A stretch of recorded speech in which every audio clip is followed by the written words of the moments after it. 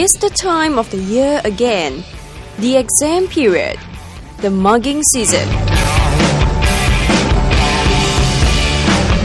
Even students who normally couldn't care less about their studies are likely to start wondering where their textbooks are. But it's always a matter of time before they doze off. Eventually, they'll wake up with a pool of saliva on their notes, despite the help of this, and this. But when they can finally stay focused, so is that why some of our public places are sprawled with students who are desperately mugging for exams? What's wrong with their homes? At my house, my sister will be watching the TV all day long. And then in my room, my brother will be using the computer and listening to music very loudly. I have no space to study. Parents always nag. It's always better to study outside. Too quiet. Too quiet is not good either. No, when there's noise at the background, it just spurs you on to study more. Wow. Yeah. But can't you have noise in the background at home as well? No, it's actually quite quiet at home for me. Why can't you turn on the TV or the radio or the internet? My parents will start scolding me. There's a lot of temptations, like your bed, Cool. your TV, entertainments, like games. Perfectly valid reasons. But when they've finally made their way to their favorite mugging hotspots, how much can they really accomplish?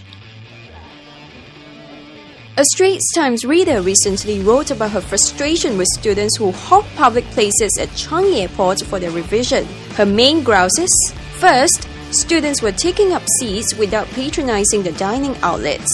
Second, there are many who sit on the floor at the viewing gallery with their books on the parapet. And the sight of these students may not go down well with tourists.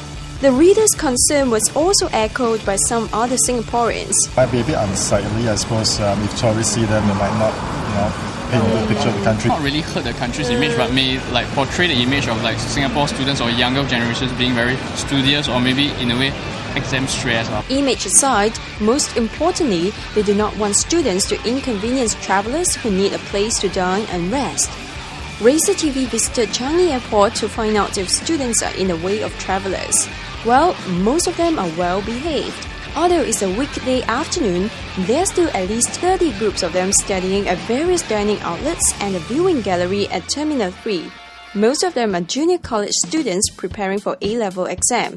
But guess what? Even primary school student Danica Lee has made her way here from home at Pasir Ris to study for final exams. You look very young.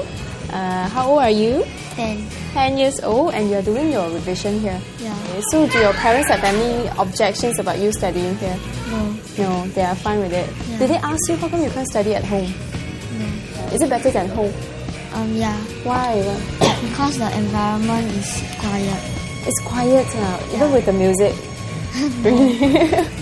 Isn't it quieter at home? No. No. Why? Because I have 2 brothers, it's very noisy. And there are those who love studying at the viewing gallery. Never mind the cold floor and the lack of tables.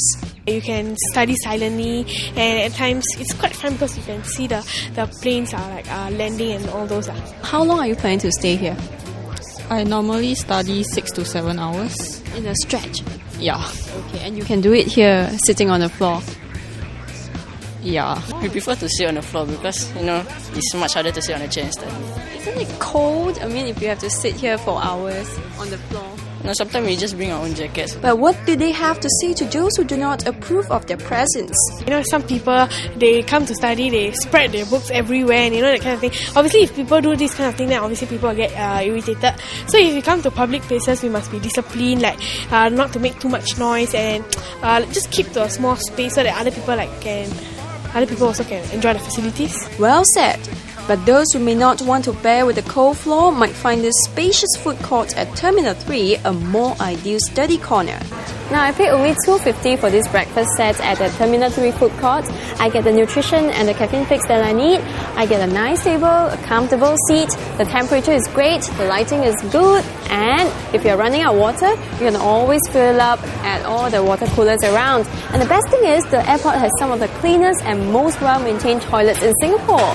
So no wonder this place is a paradise for students. Now we understand why exam muggers love swatting at the spacious and quiet airport.